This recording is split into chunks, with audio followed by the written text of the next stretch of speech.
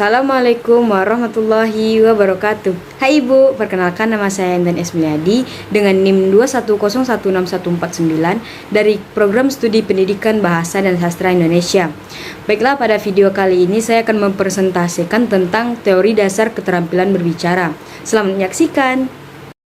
Baiklah, pada video kali ini ada 5 hal yang harus kita bahas. Yang A yaitu pengertian berbicara sebagai bentuk keterampilan berbahasa. B. Tujuan berbicara secara umum dan secara khusus. C. Catur cara saji bicara sebagai metode dalam keterampilan berbicara. D. Faktor yang mempengaruhi keterampilan berbicara. Dan E. Jenis-jenis berbicara sebagai keterampilan berbahasa. A. Keterampilan berbicara sebagai bentuk keterampilan berbahasa, di mana berbicara merupakan suatu proses penyampaian informasi, ide, atau gagasan dari pembicara kepada pendengar. Dalam penyampaian informasi ini, baik secara lisan, seseorang harus mampu menyampaikannya dengan baik dan benar, agar informasi tersebut dapat diterima oleh pendengar dengan baik. Selanjutnya, keterampilan berbicara adalah sebuah kemampuan berbahasa dalam mengucapkan bunyi-bunyi artikulasi atau pengucapan kata-kata untuk mengekspresikan, menyatakan, menyampaikan ide, pikiran, pendapat, gagasan, dan perasaan kepada orang lain sebagai mitra pembicara yang didasari oleh kepercayaan diri, jujur, benar, dan bertanggung jawab dengan menghilangkan rasa psikologis seperti rasa malu, rendah diri, ketegangan, berat lidah, dan lain-lain. Yang B adalah tujuan secara umum dan secara khusus. Yang pertama, tujuan berbicara secara umum adalah karena adanya dorongan keinginan untuk menyampaikan pikiran atau gagasan kepada orang lain yang diajak berbicara. Sedangkan yang kedua, tujuan secara khusus ialah mendorong orang untuk lebih bersemangat, mempengaruhi orang lain agar mengikuti atau menerima pendapatnya atau gagasannya, menyampaikan sesuatu informasi kepada lawan bicara, menyenangkan hati orang lain, memberi kesempatan lawan bicara untuk berpikir dan menilai gagasannya. Yang C. Catur cara saji bicara sebagai metode dalam keterampilan berbicara, di mana dalam kegiatan berbicara ada 4 metode berbicara yang disebut dengan catur cara saji bicara. Nah, yang artinya ada 4 cara untuk menyampaikan suatu pembicaraan. Yang A, metode serta-merta atau disebut dengan impromptu delivery, di mana metode ini biasanya digunakan oleh seseorang yang serta-merta atau secara mendadak diminta berbicara secara spontan di depan orang banyak. Yang B, metode menghafal atau delivery from memory, adalah satu cara yang digunakan pembicara untuk menyampaikan pikiran dan perasaannya di depan orang banyak dengan bantuan daya ingat yang kuat dan kekayaan materi yang dimilikinya.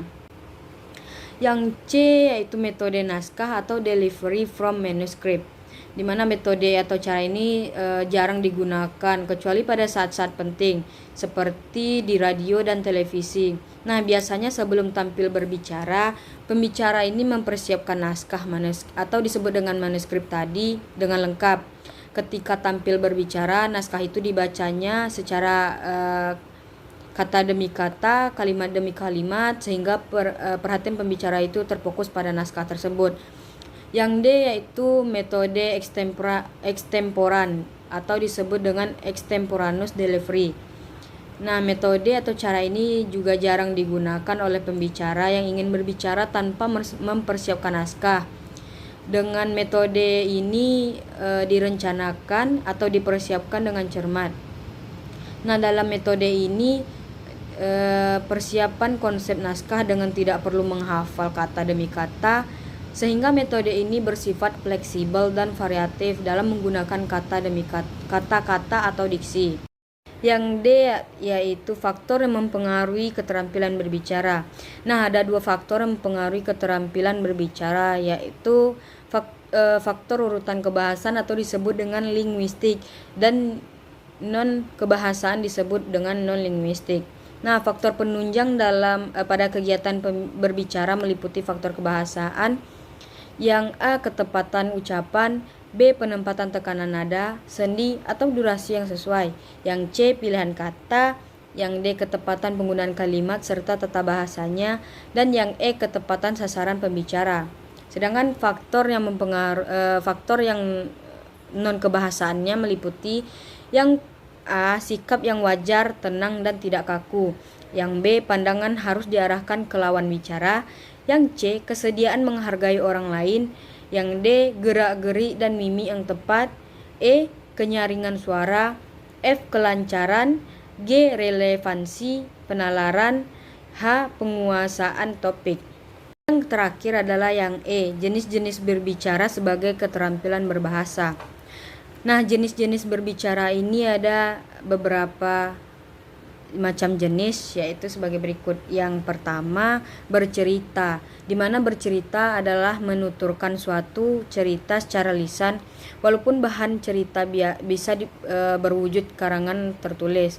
Kebiasaan bercerita ini banyak ditemukan di berbagai daerah di Indonesia. Yang B. Debat. Istilah debat ini tampaknya juga cukup terkenal di kalangan masyarakat.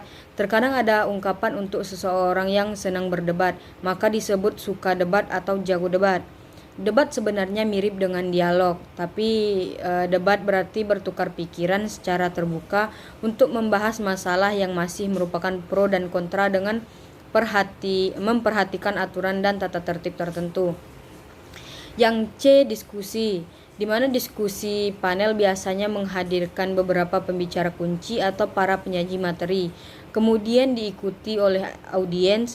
Nah, dalam diskusi panel yang banyak berperan adalah para panelis atau para penyaji atau pembicaranya. Nah, audiens ini memang diberi kesempatan memberi pendapat atau tanggapan, tetapi jatahnya lebih sedikit. Yang D. Wawancara, di mana wawancara ini merupakan kegiatan tanya jawab dengan seseorang yang diperlukan untuk dimintai keterangannya atau pendapatnya mengenai suatu hal untuk dimuat dalam surat kabar. Nah, disiarkan melalui radio atau ditayangkan pada layar televisi. Yang E. Pidato dan ceramah. Pidato adalah sebuah kegiatan berbicara di depan umum atau berorasi untuk menyatakan pendapatnya atau juga memberikan gambaran tentang suatu hal. Sedangkan ceramah merupakan suatu kegiatan berbicara di depan umum dalam suatu situasi tertentu untuk tujuan tertentu dan kepada pendengar tertentu juga. Yang F. Percakapan, di mana percakapan ini adalah dialog antara dua orang atau lebih yang membangun komunikasi melalui bahasa lisan, seperti melalui telepon atau yang lainnya, dan tulisan seperti di chat room. Nah, percakapan ini bersifat interaktif, yaitu komunikasi secara spontan antara dua orang atau lebih dari dua orang. Sekian dari video presentasi saya. Tidak ada gading yang tak retak, dengan artian tidak ada sesuatu yang sempurna. Begitu juga dengan saya. Apabila ada kesalahan, saya mohon maaf, dan saya akhiri dengan wabillahi taufiq wal hidayah. Wassalamualaikum warahmatullahi wabarakatuh.